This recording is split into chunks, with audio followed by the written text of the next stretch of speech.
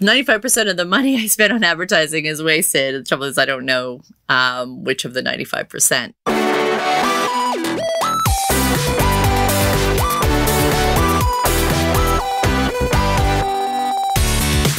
Welcome to the Truly Social Podcast, recorded in the booming metropolis of Toronto, Ontario, Canada. Home of Drake, Margaret Atwood, you know, the person behind Hulu's smash hit Handmaid's Tale, and crippling self-doubt. Every week, or so we aim for, we deep dive into the topics that make social, well, social. From community to content, influencers to interest graphs, metrics to memes, and everything in between, we're on a mission to get social back on track. As for your hosts, I'm Tara Hunt. And I'm Carlos Pacheco. And this is Truly Social.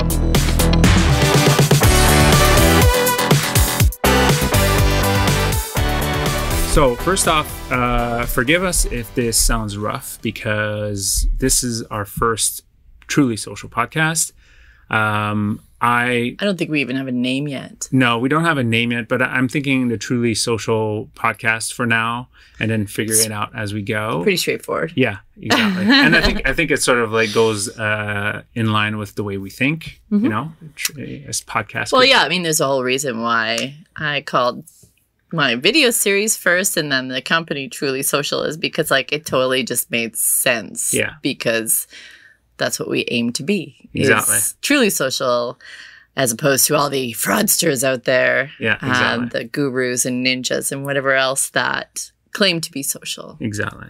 So also forgive us if you hear some weird sounds in the background. We're recording this in the newly inaugurated Truly Social podcast studio. And we got two other guests in the room that tend to snore very loudly. And they're our pugs, Ridley and Lizzie, who are giving us weird looks as we talk about them. So today, as our... Just don't say treats. Just don't say treats. Exactly. Uh-oh. Yeah, you see those eyes. So today we're going to talk about... Oh, we're kicking off. Yeah, we're kicking off our series. Well, let's just say, like, today I think we wanted to actually start tying the series back to my videos.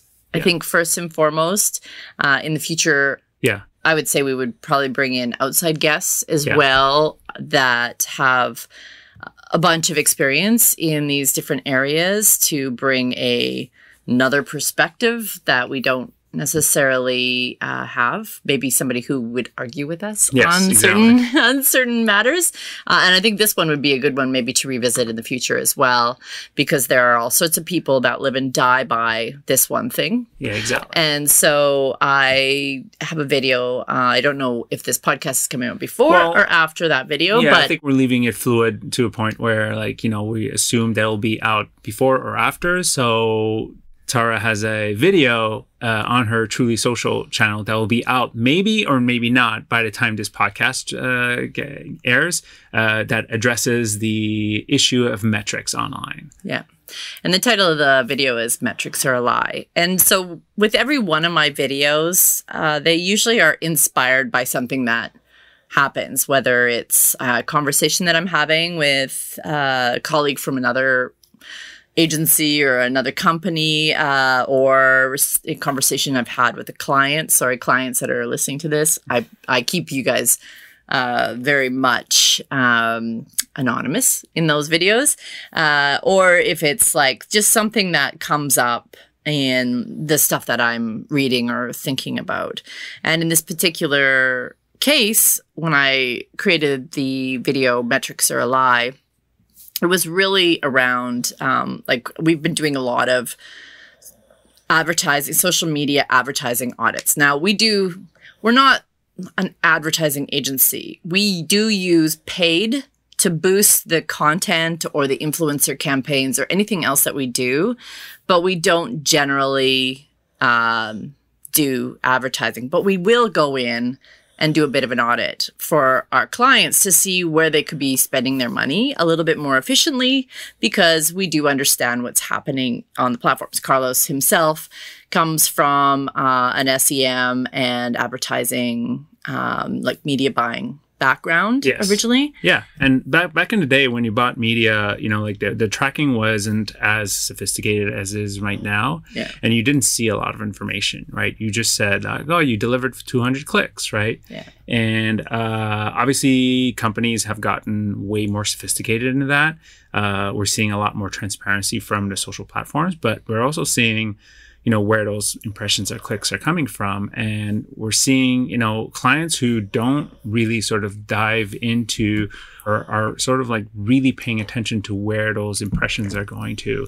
And, for the most part, we're seeing, in markets that are very well known to have, click farms in general. So that's sort of like an important thing to think about when you're looking at, those amazing impressions or amazing clicks that you're getting every month. Yeah. And all those likes, when you're seeing your page getting so many likes from Bangladesh, well, maybe you should be, sort of like taking that into consideration. Well, let's step back here because, and assume that you who are listening are wondering what we're talking about and where we're going with this. Yeah. So first and foremost, let's step back and say a lot of companies, when they think of social, a lot of agencies as well as a lot of brands, when they think of social, they think of the advertising, the paid part of social. So one of the frustrations that I've had for many years and why Truly Social exists is because companies that we talk to will say, yeah, we're already doing social. And yeah, we're already doing content. And then when we look, the content they're doing is purely promotional and advertising campaign based. And social itself is not it's not what I would call social. It is basically an ad on a social platform. Yes. It's interrupting the social stuff that is happening already. So that's already a bit of a bee in my bonnet, I guess, is that a lot of companies, they think they're doing social and then they're not doing social. They're actually doing advertising on a new platform. They're treating this new platform very much like they would their old platforms like radio, television, billboards, whatever else was interruptive out there. And then they say, in their second breath, social doesn't work and hasn't worked for us. It's not generating leads. Well, there's a couple of problems with that. Number one, that they're doing it wrong, as I just said. Of course, it's not generating leads. You're interrupting people doing what they're enjoying doing, which is interacting with one another. And quite often, they're not interested in what you're doing. They're interested in what they're doing. Yeah. And often they're not in a shopping mode, right? And it's sort of like, again, it's interrupting, right? It's interrupting something that you're trying to do. And yes, there is extreme targeting, right? To see your interests. But at the end of the day, if you're not in that, sort of mindset of shopping, you're doing more interrupting than anything else when it comes to those types of strategies. Yeah, so that's number one, why social doesn't work for a lot of brands. They're not actually doing content. They're not doing social like social. Number two, as Carlos was saying before, digital has always provided a certain amount of metrics in the past, and it's gotten more and more sophisticated over time. Now I think we're just seeing something that's always been happening. And that is to say that it has always been happening, but it happened even beforehand, right? So that thing that's always been happening is spilled over clicks, what we call click fraud, impressions that are bogus, like views that are bogus, that sort of thing, right? We know, and we've known for so many years in the industry, and people in previous generations in the industry already knew that there is absolutely no way that anybody has ever 100% reached exactly who they wanted to reach and 100% got reaction from their ads. In fact, the big quote that we always hear is by John Wanamaker: "Half the money I spend on advertising is wasted. The trouble is I don't know which half." This is a very old quote, and I would say that that's actually inflated itself. I would say like 5% of the money, or 95% of the money I spent on advertising is wasted. The trouble is I don't know which of the 95% more than anything. But we do know that the money that when people spend money on advertising, their business grows. When they don't spend money on advertising, their business stops growing. Exactly. Yeah. So as we get more sophisticated with the metrics, it's just showing us really like kind of the spillage, the stuff that isn't working. And, even as AI gets better, and as Carlos was saying earlier, people may not be in the shopping mode. Say AI in 10 years from now, like understands when you're in the shopping mode, right? Mm-hmm. They, all of a sudden they can they're already, I just come across my social feeds. I think on LinkedIn, I saw a story about a new company that is using your camera to do facial recognition. So like when you're surfing and reading things, it can capture your face and check your emotions to see like where you're at. Wow. And then basically feed that data back into the ad platform to really customize the ads to your mood or reaction. So if you're like looking upset, they're not going to send you something really upbeat. So AI is going to get to the place that we can target more and more where people. I think it's time to put that tape in front of the cameras. Yeah. I mean, this is all scary stuff, and for most people, this is a future that they do not want. They like. For advertising to get more and more sophisticated to the point of, I think everybody uses the Minority Report as the ultimate sort of example, yeah. Where like they could tell that his heart rate was up or whatever, and he was stressed, so maybe he needed a massage. I can't remember what they were serving up, but it was like really scarily accurate. Yeah, exactly. Those personalized ads. Well, unfortunately, that's kind of like where advertisers are going to push towards at the end of the day. Yeah. But all that being said, there is spillage, and it's getting better, but there's going to be spillage. I think the problem here is that there are these things called click farms and bots, and this concept of click fraud that's going on. And as Carlos was saying earlier, we have... we spend a bunch of money on social platforms and we think, oh, it's only like 5 cents a click or whatever. That's nothing. But if 95% of those clicks that you're getting are from Indonesia or Bangladesh or, a click farm in some other country that you're not targeting, then that is a problem. It's maybe only 5 cents, but, it's inflating. Yeah. What you're paying. So you could take all of that, you shave all of that off. It's not actually 5 cents a click at that point. Exactly.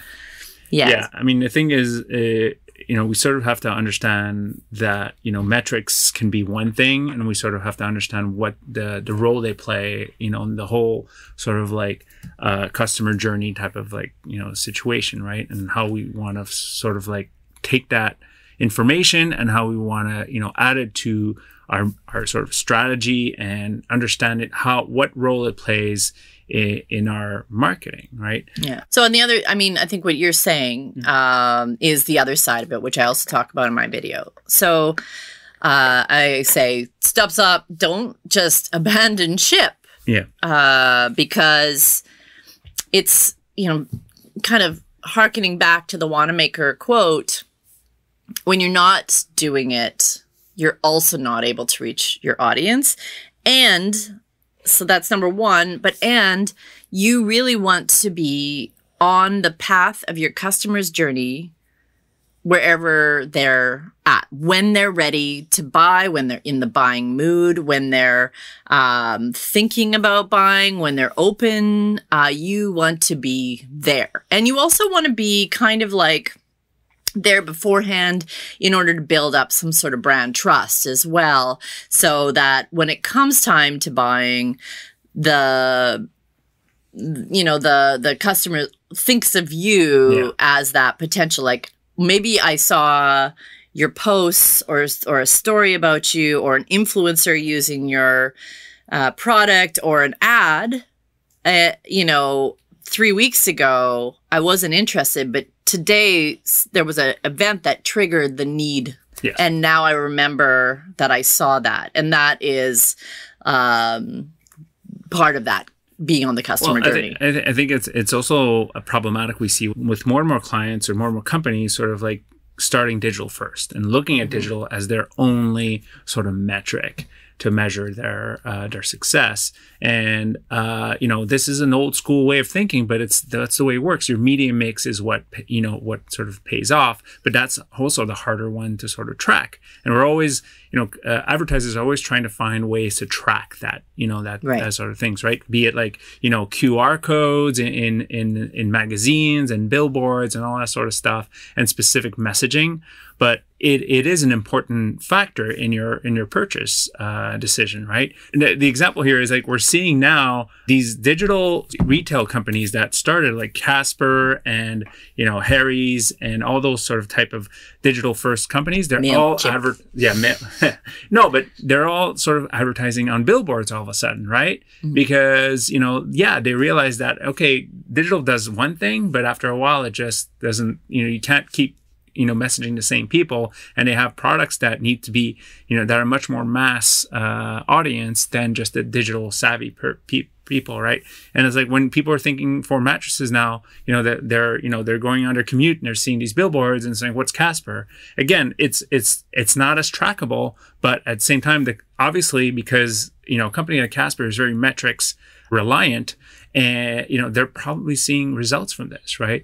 And it goes back to an article that I was just reading yesterday in Inc. about consumer packaged goods companies like this, that they're all sort of jumping off digital. Dollar Shave Club and Harry's. Yeah, and stuff. And because they've hit a certain saturation point when it comes to digital, right? Yeah. And they can't go any further. They have to start going beyond it.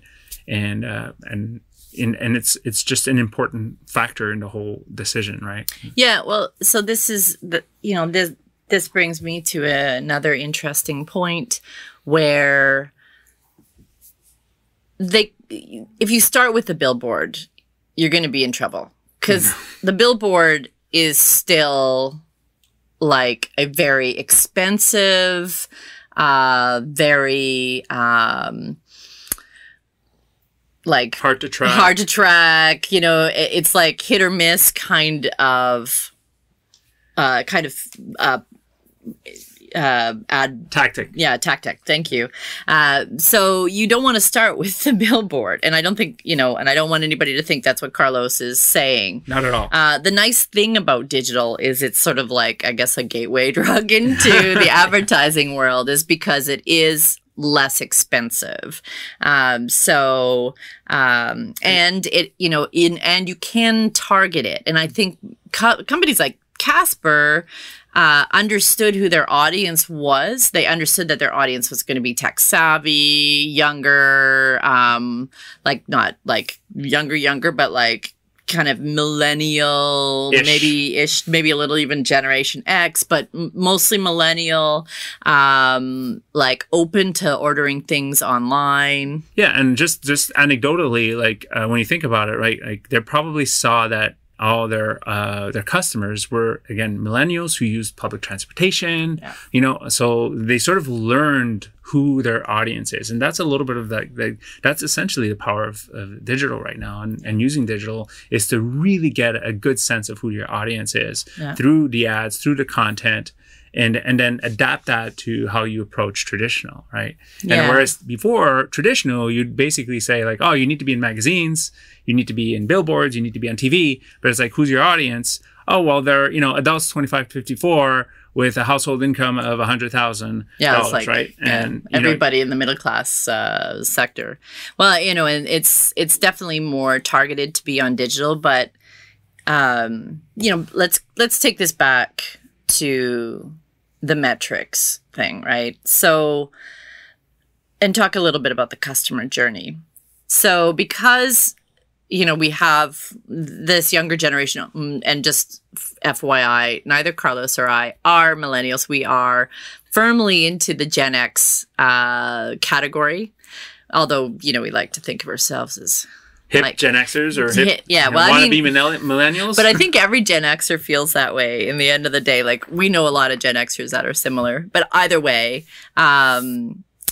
we have these audiences who have gotten more comfortable with buying online, or at least researching online. And it doesn't even matter what generation. The biggest growth is always right now in the Gen X and even boomers sector. Like, people are more and more down with going online and ordering stuff. We're going to, in the future, I think everything's going to be on demand. It doesn't matter what age you are. So you have these audiences who do not have that same clear path to purchase, where generations before the internet, the trigger, the stimuli that, marketers and product marketers talk about is you go into the store to look for something and you see it on the shelf.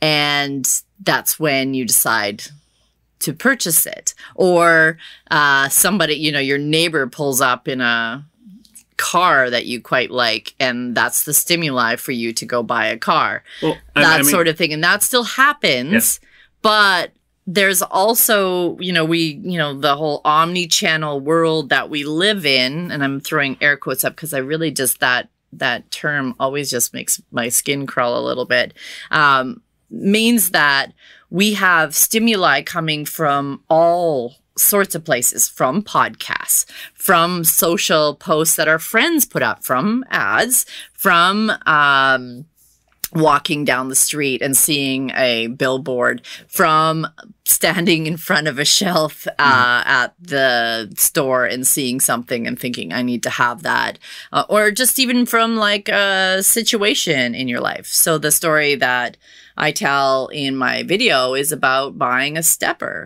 machine. And it wasn't a small purchase. And so I did a lot of research online and off and went back and forth. And finally, because it's a bigger purchase, I ended up picking up the phone and calling them. So the company that got the sale doesn't even know that path to purchase. But a lot of the things that they did along that path to purchase, which included like, their social and their ads and, their reviews. And content, again, in general. Right? Yeah, exactly. That sort of stuff led me to picking up the phone and calling them. It wasn't one thing. And knowing you, it takes a lot for you to have to call somebody. Oh my God, I hate calling. I really do hate calling. But like, I wouldn't just like put my credit card in and buy a car online. Yeah, exactly. But we did a lot when we bought our car. Yeah. We researched a hell of a lot online. We spent a ton of time going through blogs. We posted questions to our friends on social. We watched tons of YouTube videos, like with reviews. We went to a couple of dealerships. We went to a couple of dealerships. We did. Once we narrowed down what we wanted and all that sort of stuff, right? And at the same time, like as we were going along, like my mind came back to ads that we saw, like when we were, even before we were thinking about buying a car, right? It was billboards that I remember seeing, and I was like, oh, I'm finally going to have that car that I saw on the billboard, a year ago, right? That I was sort of like in a way dreaming about, but I was like, I'll never get that car type of situation. So yeah. Was it a Mini that you were? Oh, we ended up buying a Mini, by the way. Just saying. The Mini Clubman. Yes. We're not. They aren't sponsoring this either, but we do love our Clubman and love really are happy with our decision to go that way. So, but we did a lot of the research that we did along the way, and also Mini has a huge long history too, right? That's a brand that has been building a reputation for like decades. Yes. And the thing is, and it adds, and there's another sort of aspect to the customer journey here, and it's the service, right? And we went to a few dealerships where the salesman hardly knew the product, right? And just like, just gave us the keys and say, go for a drive, and that's it, right?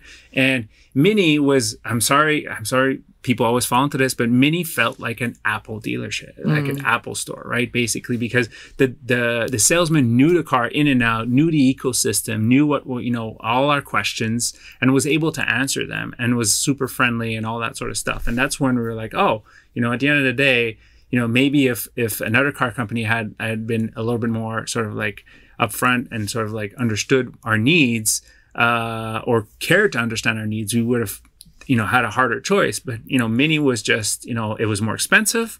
But at the end of the day, we wanted peace of mind. We wanted, service that we could depend on. Oh, we wanted a cool car. We also wanted a cool car. So, I mean, it was a car that suited our personalities, which is a whole other thing, too. And that's something that a brand can't control, right? But if a brand knows their audience really well, they'll make sure that they double down on that relevancy, that relatedness, that connection that they would have with their actual audience.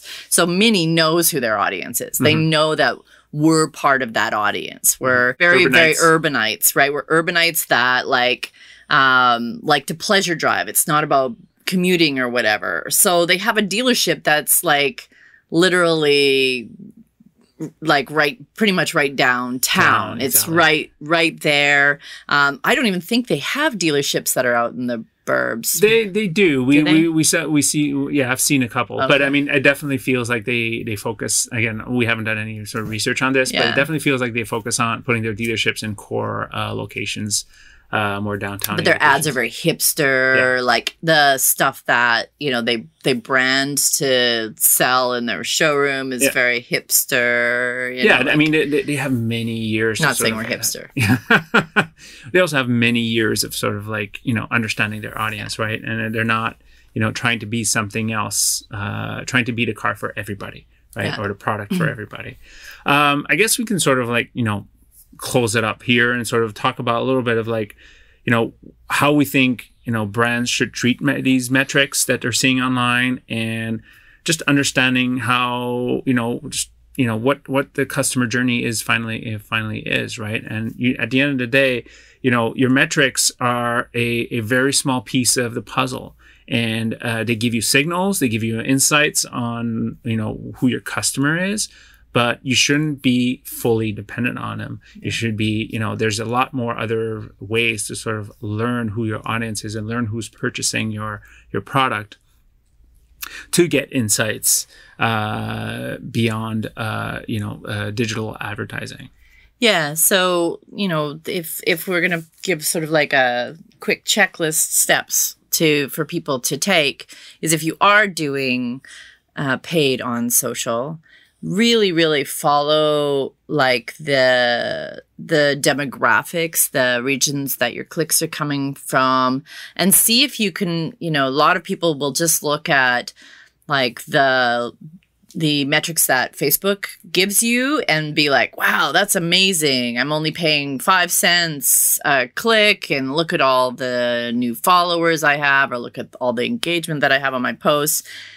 See if you can connect those metrics to your Google Analytics or some other piece on your website, and tie those two together. Facebook has a pixel that you can use, but there are other companies that make sure that is tied together and that those clicks are not fraudulent. So, and the way that you will start to adjust your boosting or your ads to make sure those clicks aren't fraudulent is to constantly work on those levers, like adjust them every day, go in and check, never set and forget. I know a lot of people do. They're like, here's a campaign. They come back a month later. And that's actually one of my sort of like problems when it comes to digital advertising, is that I'm obsessive about looking what's happening every day and sort of trying to adjust. And, we're trying to sort of like make, clients understand that it's not just, we're going to spend, $10,000 a month on advertising and just, we'll see the results at the end of the month. Yeah. It's more like, okay, well, adjusting, it's adjusting budgets depending on the platform. It's doing all that has taken quite a few years for clients to sort of understand. And I also want to sort of bring that to another point that, I've been gone for advertising for, almost 5 years now. I had a sort of like a side foot into it, but, I was working at a client, right, in the media industry. And it was fascinating to see, and it's fascinating to see in my return, how brands are still very sort of like reticent to sort of like help their agencies really understand who their client is and give them the keys to, to their Google Analytics, to installing pixels, to all those things that really help us understand the metrics and make sure we identify the good ones, right? And it's definitely a question of education, right? They feel like they think that that agencies are after their data. The data that we're looking after is not personal data. It's not data that affects your clients. It's all that sort of stuff. So it's just a fascinating thing that I'm seeing. That it's one of the things that frustrated me back when I was in agencies. And that was like, 5 years ago, where digital was maturing, but it wasn't as mature as it is now. And then coming back to it, I'm still seeing it. Yeah. It's still a pain in the butt to get, a website access, to get any sort of like metrics access.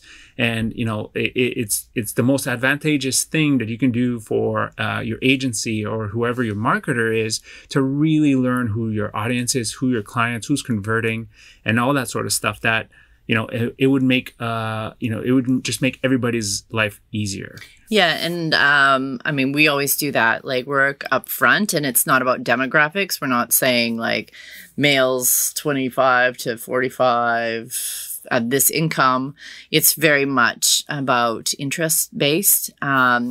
So the first tip is, really, really obsess over the numbers every day and connect your metrics on Facebook to your website and make sure that is connected.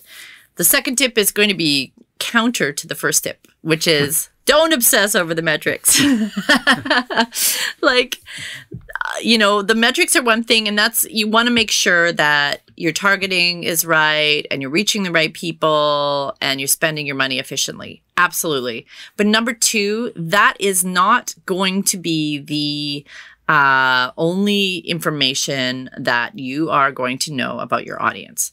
So stop looking at metrics and start like actually participating in social with your customers or potential customers, with the communities of interest that you think are going to be like hip to your brand. Make sure you're listening to them on a regular basis, not just when they mention you, but when they're talking in general. There's all sorts of great social intelligence measurement tools out there.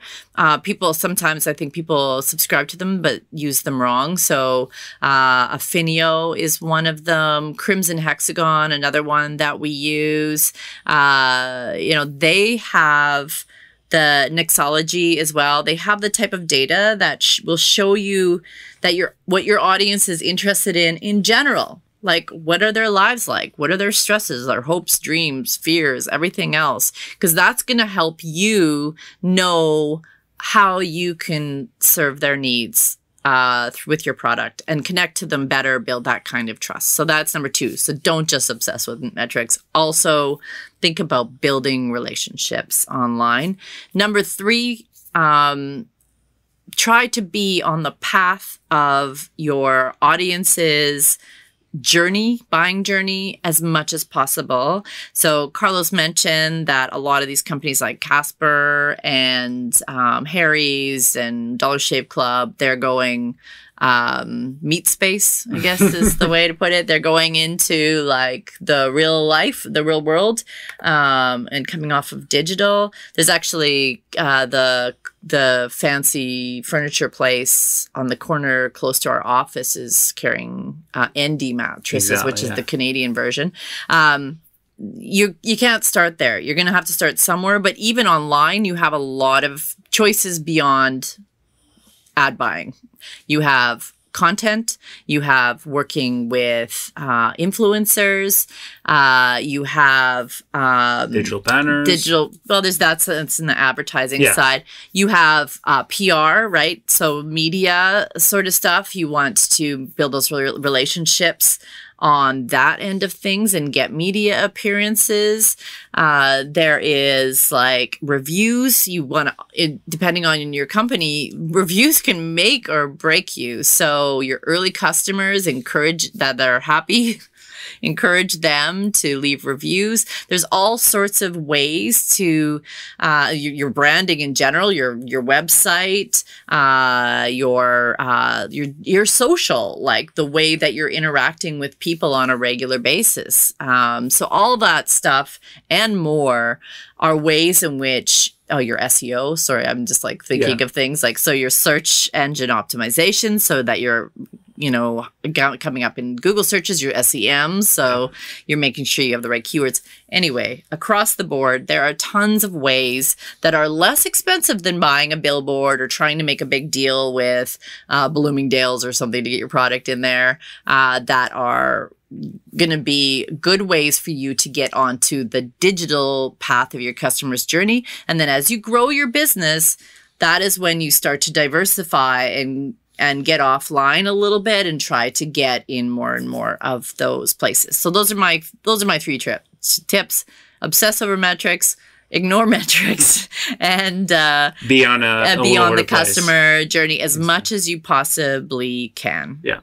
It's not just about one tactic. It's about, a bunch of tactics, and you just need to sort of understand that, that people are not just paying attention to banners. They're paying attention to a bunch of things. And the web is an awesome place to find information and to really research on a product. So, it's really important for you to be beyond, being, a product placement in a YouTube video, right? Mm-hmm. So anyways, that's our first podcast.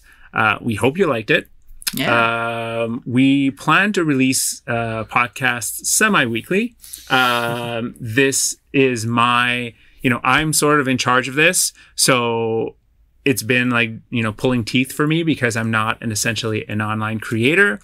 And I'm an optimizer. So forgive me if there's not a follow-up to this podcast next week. That it'll probably be a week later, as I sort of get my feet wet in podcast productions, and but consistency is key. Yeah, we'll be doing once we get consistent. Maybe we should do a podcast on consistency. Yes, exactly.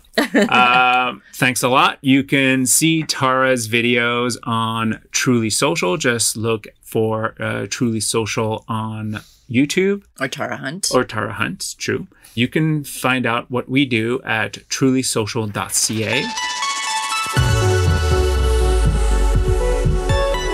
All right. So we've decided to add a fun segment to the end of each podcast that highlights people we follow who we think are truly social. That means they're doing stuff they love, creating content that's fun and engaging to watch and listen to, and who are interacting beautifully with their tribe online. So then, Carlos, who is your truly social hero this week? My truly social hero is someone called Jeff HK. He has an amazing YouTube channel. So Jeff lives and breathes maritime life. He works for a big shipping company, and he brings a perspective that I've never seen before. It's basically the life of a maritimer, somebody who lives on a big container ship. His cinematography is amazing, but like all he does is sort of like pictures of container ships. Yeah, but it's like he shows us what the process is of docking a ship. and the life inside of being a maritimer in these ships, right? And like, you know, traveling the world, the benefits and the sort of like the bad part of it, right? And he brings this view into this industry that is a mystery to most of us. And to me, it's like it opens my eyes to a type of work that I've always found fascinating because of the solitude around it. That's me personally, but also like it just, you know, it also like, you know, educates people who want to be in that industry. And I think like without, you know, directly sort of thinking of doing it, he ends up marketing the industry, you know, to people who want to join it. Because like there's tons of videos on his channel. So just if you want to look for his channel is called Jeff HK, and you just search it on YouTube and you'll find it. And he has tons of videos. And even if you follow him on other social media, he brings in a perspective of the industry, what he has to deal with, the education, all that sort of stuff. And to me, that's a perfect example of using, you know, the real life experience and educating people into an industry and possibly a job, right? Like in that industry. Yeah, that's really interesting. I mean, I guess I've never looked at the container ships and wondered like the people behind it, but that it's great that he makes that so visible, which is really cool. So for my truly social hero, I'm going old school. And I want to talk about Ask a Ninja. So back in the day, way before there were YouTube quote unquote influencers and YouTube was being used as it is today as more of like a serial type of a platform. Most people were putting up like random videos here and there, but there was like one or a few different creators that were experimenting with this whole serial idea. And one of them is Ask a Ninja. Ask a Ninja was run by a creator called Kent Nichols, who dressed up as the ninja each week. It was really very humorous. He would cover serious questions from a ninja point of view. It had the most hilarious intro that went something like this: I am ninja, he is ninja, you are ninja too. Very catchy. And it was really quick. I think most episodes were around 2-3 minutes long at the longest. And it was just like a great pleasure to watch. And from my recollection, it was really, you know, other than maybe the Zay Frank show, Zay Frank is now behind or was behind a lot of the BuzzFeed video stuff. But it was like really the only serial that you would like know to go on a certain day of the week and go and watch it. And he built up, you know, back in that day when YouTube wasn't our secondary TV, built up quite a following. They also did a very short-lived spin-off show, which I loved, which is Hope is Emo. And Hope was, you know, covering life from a very emo point of view, and it was pretty hilarious too. But there were only a few episodes of that one, much to my chagrin. I do not know what Kent and I think he had a partner on it are doing these days, but Douglas, I think, is his partner. I don't know what they're doing these days, but I know that they tried to reprise Ask a Ninja 2 years ago. It came out. A few episodes came out, and that was it. But for me, those sort of old school examples represented the best of the web, in my opinion. That's very cool. Yeah. I never got into Ask a Ninja. I never sort of got it. Even you introduced me to Zay Frank as well. Like I was sort of like, oh. Yeah, well, Zay did like the original viral videos on the web. You know, he's and he had his, you know, all of these characters had their very own style. So those are our picks for Truly Social Heroes this week. We will be covering more. If you have any that you would like to submit or have us look at, please let us know. That is Jeff HK and Ask a Ninja, both on YouTube. We really hope you enjoyed this week's topic. If you did enjoy it, we'd love to hear from you. Tweet us at @TrulySocial, @MissRogue, GUE, and or at Carlos Pacheco, that's CarlosPacheco, with your own insights. If you did not enjoy it, tell us why too. We do love feedback. And if you want to argue one of our points, bring it. Also, please go over to iTunes or whatever podcatcher you use and give us a rating and review, and pass this along to anyone you think would enjoy it. We're also looking for guests to join us in future conversations. So if you have something you'd like to discuss or an alternative viewpoint you want to challenge us with, please do drop us a line. You can tweet us or email us at podcast@trulysocial.ca. Until next time, TTYS.